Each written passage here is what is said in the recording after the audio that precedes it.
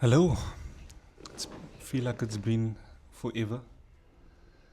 Um, we've been busy. Life has been lifing, but we are back with episode 2 of Let's Talk Volleyball with your humble and gracious host Graeme Arend Mentor. Firstly, how have you been, Graeme? Good day, hello, No, no, no, salam no, ali no. mense. You talking to me? You talking I to need to me? greet my people. Let's catch up first, you and I. Okay, Let but the people just be hulle here ding in the ding is background. onbeskof. They'll get their time with you, man. Okay. How's your week been? Well, as you know, end of the year, Mm. things have been a bit rough Mm. with end of year parties and functions and all of this. So yeah, at last we've got winding down and on a break. Okay, yeah. I officially go on break on Friday. Thank you so much for asking. uh, let's get right into it. Back again, episode 2. And like we've explained in the previous episode, we go through the segments and we see where the conversation takes us. Good, yeah. With main theme being volleyball, always Yeah. putting volleyball first.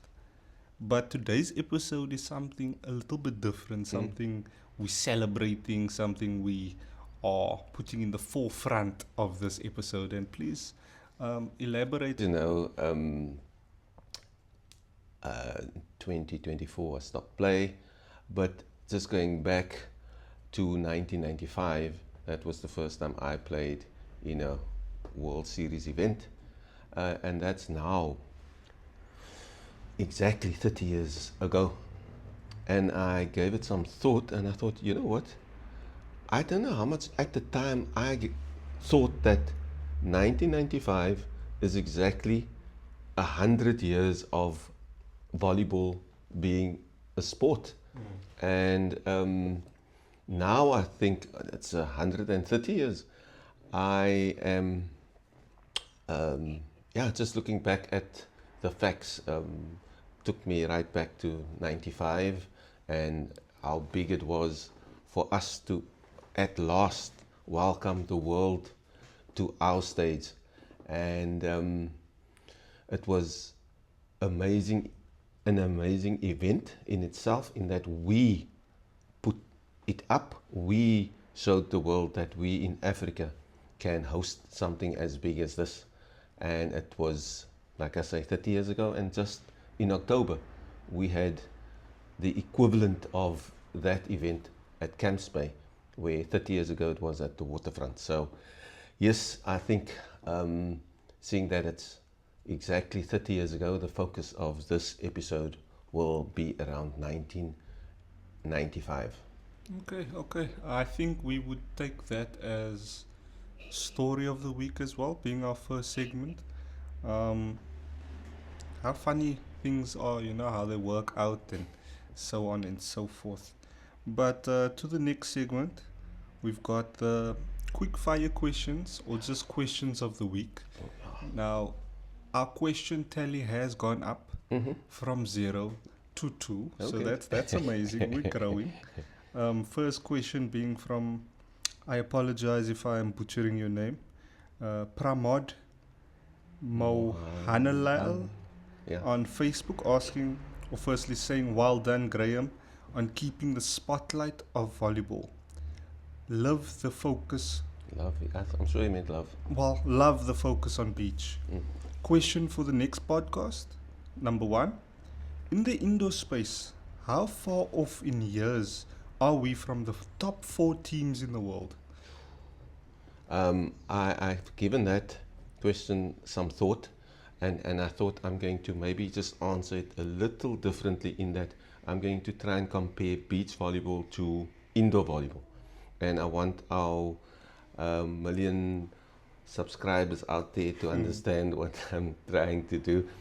With beach volleyball, you have a team consisting of 2 players, and then indoor volleyball is a whole squad. So when you go tour, you don't just go tour with 12 or 14 players. You go tour with extra players who can fill when there's a need or an injury or whatever.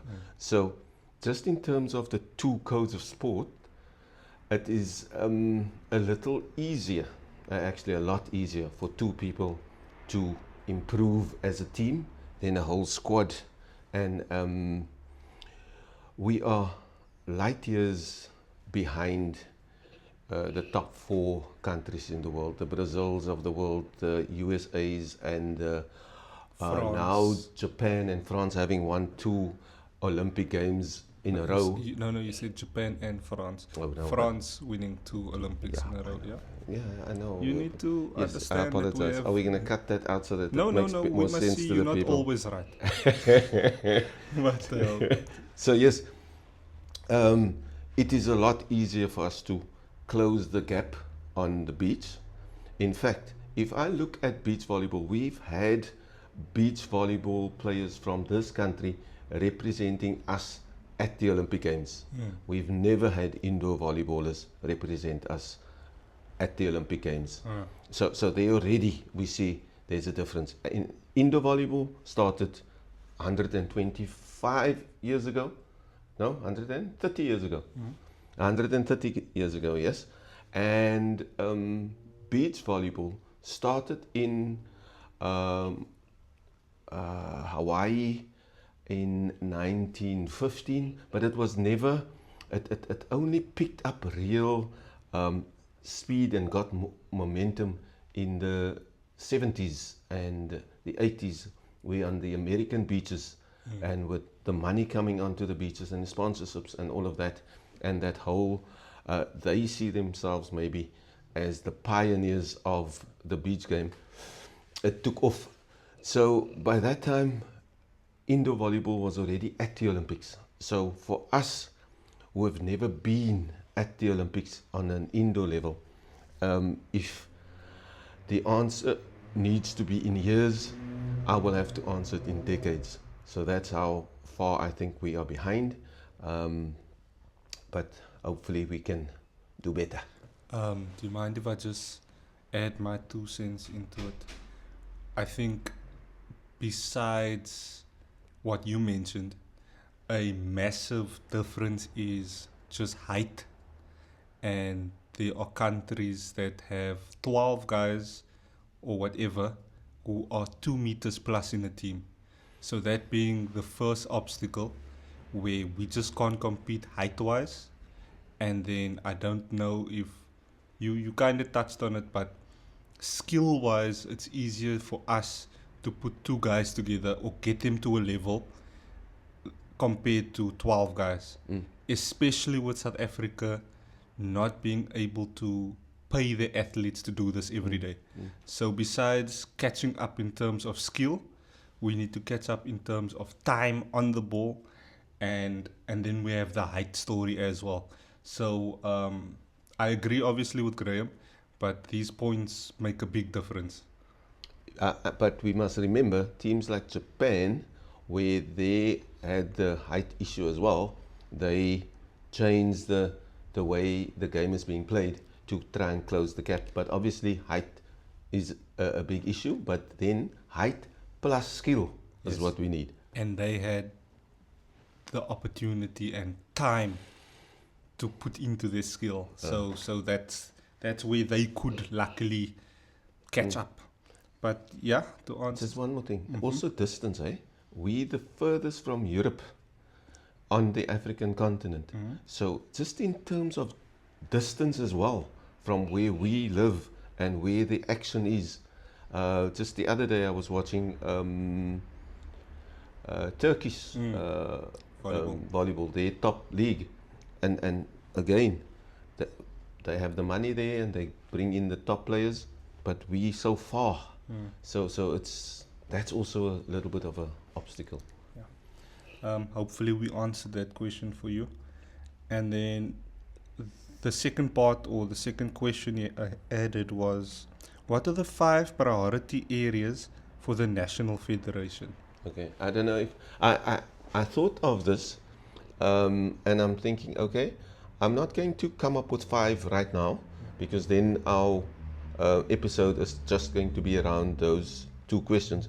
I'm going to touch on maybe just two things. I had someone, an old friend of mine, old in terms of how many years we are friends and his age. Uncle Claude. Yes, and we were watching Turkish volleyball on our TV, and coming from him not knowing too much about volleyball other than us playing volleyball, he said, "There's money. If we have that money, we can have that kind of product." And I couldn't argue with someone who comes from the outside, coming with that answer. So yes, I understand that we need the money, because for us to priority area must be a Premier League, a national Premier League.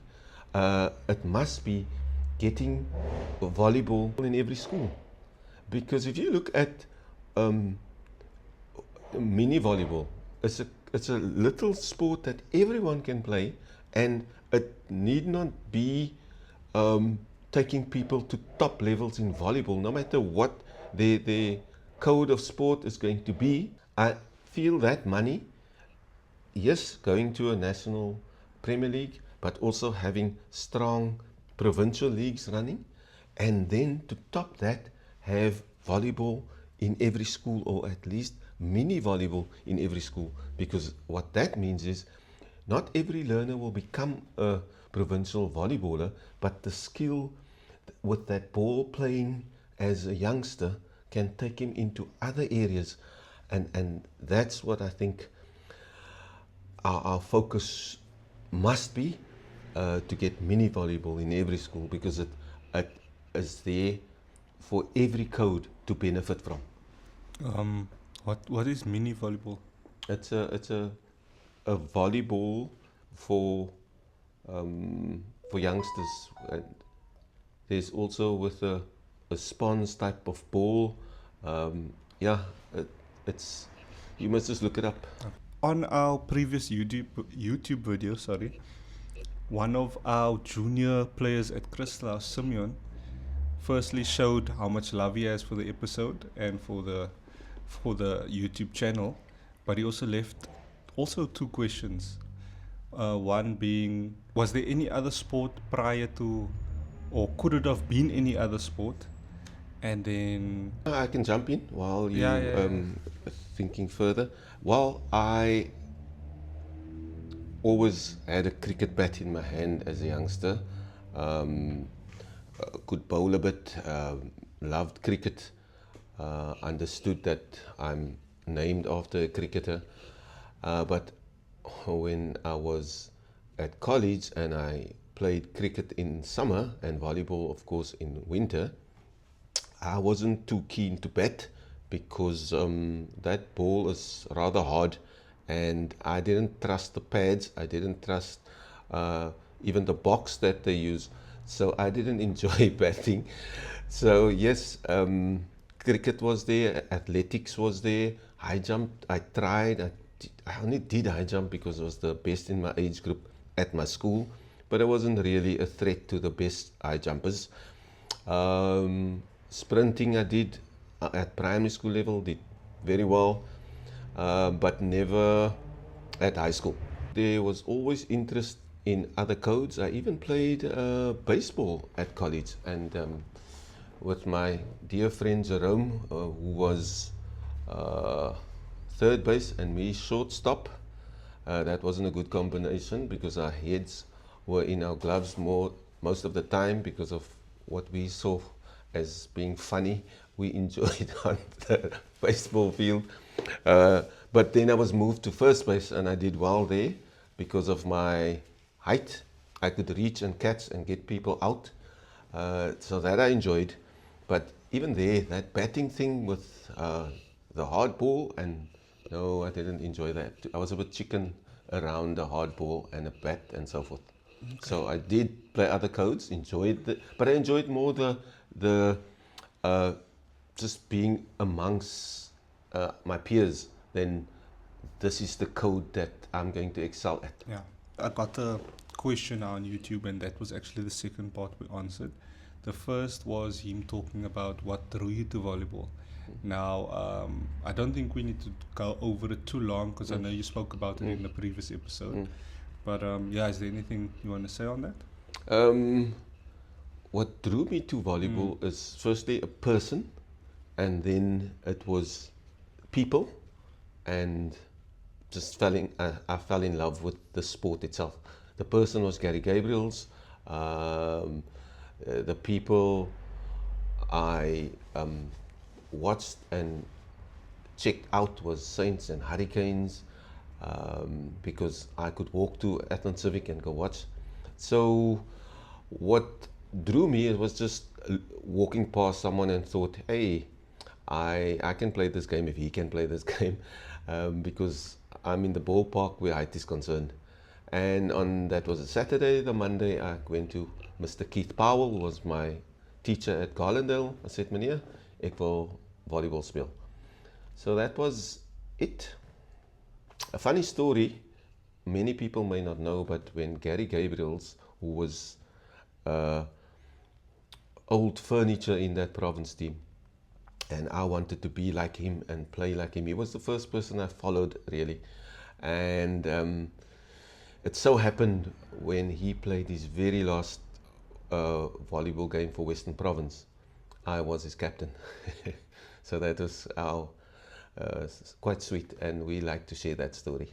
I think we're just going to answer those two. Hopefully, as the weeks and videos go on, the amount of questions coming in will, yeah. Spotlight Player of the Week, beach or indoor? Now I know the last beach volleyball event happened for the year, so do you have an answer there for us? Yes, definitely. I wasn't going to choose her because I chose her partner, Carolina, known as Carol. I chose her in the last episode, and then they came third at that World Championships held in Adelaide in Australia. So I wasn't going to choose her. However, here in Brazil, in Itapema, they won the thing, and that field was full of Brazilians because they were in Brazil, and the other Brazilian female teams are up there with the best in the world, and they managed to win the thing. And to top it, they are now the #1 team in the world. After having won this tournament. After having won this last event of the year, yes. So, and I say Rebecca because she's the cover player of this #1 team now. But in 2021, they played the 2020 Olympics. Remember, because of COVID, Yes, it was pushed a year back. And she played with Anna Patrice, and they came 5th. And I tell you, the only person who knows, because I told you, this partnership between Rebecca and Anna Patrice, the Brazilian Federation will split them so that Duda plays with Anna Patrice, and you the only. Did I say so? Yes, yes. But obviously, it was just the way I saw it. Yeah. So there's no proof that the Brazilian Federation made that call, because when it comes to beach volleyball, it's normally the players themselves. Yeah. And it's quite normal for after a 4-year cycle of the Olympics, things may change and teams may split. So that's what happened between Rebecca and Anna Patrice, and she went to other partners, played with also Agatha and a few other players, and did fairly well, but she's doing her best now with Carol. And she's never been #1, and I always felt like she was not the Brazilian favorite in terms of, I would imagine that someone like Duda would be a Brazilian favorite, and Anna Patrice, and they won the very last Olympics. So for Rebecca to come through all of that, to hook up with a new partner and then win this, they won 3 out of 4 finals this year. Yeah. and ending up number one in the world. So respect to Rebecca this episode. Okay, that's amazing. I also just want to apologize to our viewers for the extremely loud Belgravia road that we live in. It's a bit hectic today, but it's Hopefully. festive, so people are outside. But I'm sure the person who edit and who's behind the camera will sort that out. Good luck to him, yeah. Our fourth segment. I'm not sure if you have one, but we'll see what you say. A South African player the viewers should know about. Yeah. Seeing that we are talking about 1995, my player that everyone should know about is none other than my partner of all these 30 years, Siraj Stofi. I tell you why I say this. He's got a story. Whenever he gets the opportunity, he will share the story. And I hope you can pop a pic of Sinzen Smith here when I Siraj Stofi is the player I want everyone to know of. What a guy. What a guy, yes. Look, let me first tell you his story. He says, so in that 1995 World Series event, there was this guy called Sinzen Smith, and he came here to help him and Carl Hinkle to qualify for the following year's Olympic Games. So the very first beach volleyball Olympics was held in Atlanta, 1996. So the best in the world were here because they needed to qualify for this big thing. Sinzen Smith came 17th in that World Series 95 event here at the waterfront. So did Siraj and his partner. Sissa. Yeah, so Who was his partner again? Siraj Stofi's partner. Oh, you're looking at him. So, Siraj Stofi, I salute you, my brother. We've had memorable volleyball moments on court, and not just beach. When we at our club, and we now have a indoor volleyball club at based at my school called Crystal's Volleyball Club. He's been there, helped to build this thing, and we now have it for 10 years. He had his role to play there, and it was such a great moment for me when I eventually played my last game, that he shared the court with me. In fact, if we have a few minutes, I would want our viewers to see, because there's something that happened before the start of that match, but he pioneered it, he made it happen, where, well, I don't know how to explain what happened. You were there that day, Jordan. You know, when I was the only person on the court. Oh, he asked everyone to come off the court so that you could have your moment, for lack of a better term. Yeah, so if we can have the viewers see that, I hope. Yes. Maybe we can squeeze in a Sy clip. dink jou editors net 'n Sy's miracle. kwaai man, sy's kwaai, ek kan dit doen.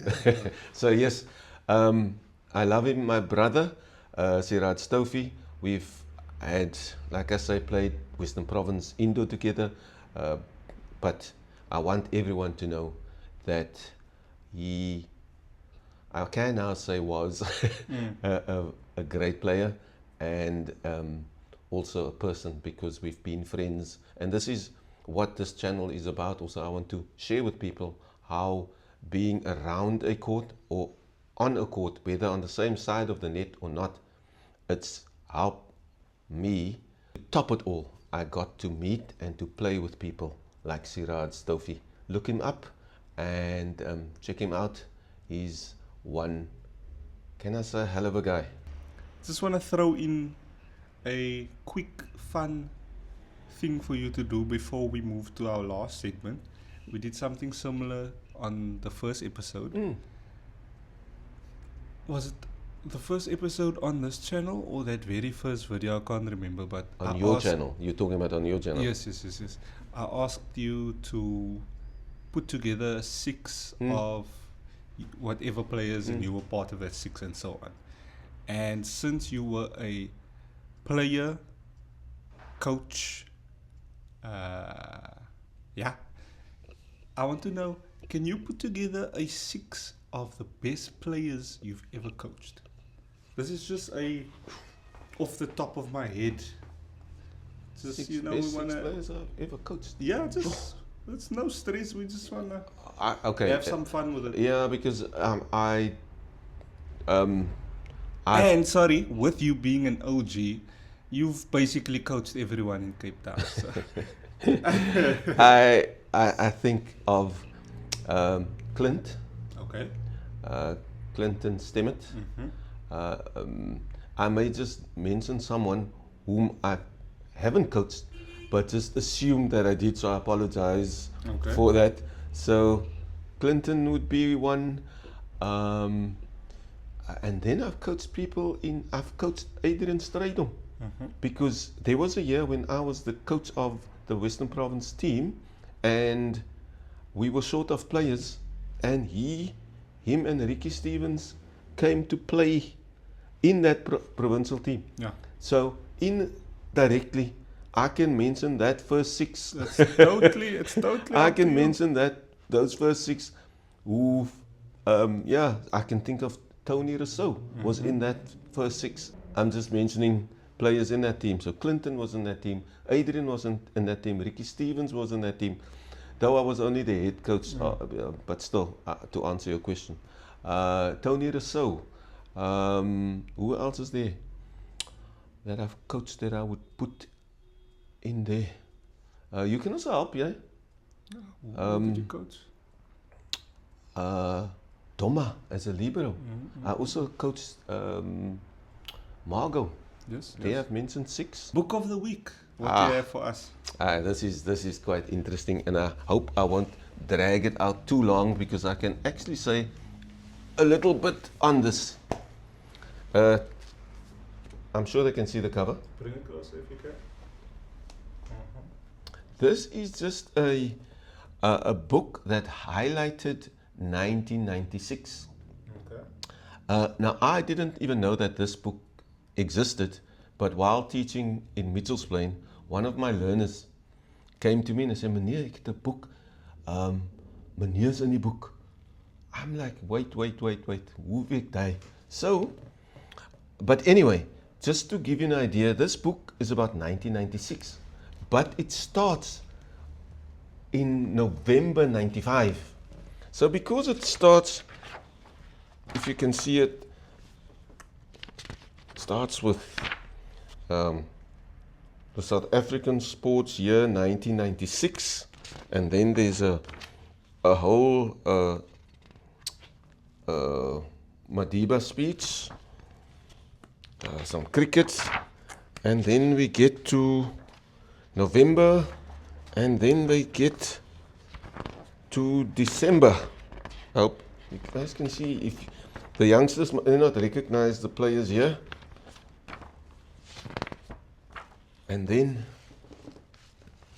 at the end of 95, obviously before 96, they have a little piece on beach volleyball. And there's a photo of a Brazilian team against USA. Or is it RSA? No, I don't think that's RSA. It's USA. But here you see, Bring it closer. Uh-huh. so there's a little story behind this photo. So as a young man with a bigger ego than now maybe, you'll see that at the bottom there, this O was wearing black socks, because on the day it was just that hot. And I see here, my name doesn't appear under this photo, but I can clearly see that's me. So I wanted to sort out the publishers, whoever wrote this thing, can they just fix this? But obviously it's too late. This thing was already sold and in stores and so forth.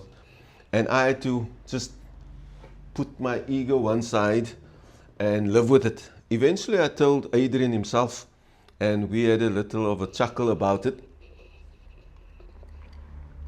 And I think, and what I take from it is that maybe, just maybe, whoever saw us play thought, well, die ouens speel so goed. This has to be Adrian Strydom. And to me, I assume it as a compliment, took it as a compliment eventually. So yeah, that's what I take from that. Don't you just think it's so poetic in a way that in the history of South African sport, in the history of South African volleyball, somehow he wasn't meant to be there, but Graeme Mentor forced himself into the history of volleyball, and that is just so beautiful. Yeah, so people, I must just say, it is 30 years have flown by so quickly, and we've got lots of work to do. And thank you for your little, maybe your big part and my little part to, in this way, grow the sport and get our sport that's on the map, but to get it growing here in South Africa. If I look at the numbers worldwide, there are about 800 million people playing the sport, but we have other codes of sport with far fewer playing members, but they have got a bigger fan base, and that's where the money is. You look at the sport like cricket, they can't compete with our numbers, but their fan base is so huge that the money goes there. So if we can do our little bit to grow our fan base as well as we've grown our base of players, then money will come. I also just think that us as a volleyball community should work together. I think for the longest time, for a long period of time, it's been every man for himself. And that's how, I don't want to get too political about it or whatnot, but that's how we've got to the position where we are, you know what I mean? So we appreciate the subscribes, we appreciate your comments, we appreciate the love, everything. In any way possible, if you think we can help make this thing grow, reach out, do what you think you can do, your little part, because if everyone puts their little part together, it's going to make a big difference. It is currently holiday. Videos will be coming consistently, hopefully. But you are speaking to two of the most laziest people in the world.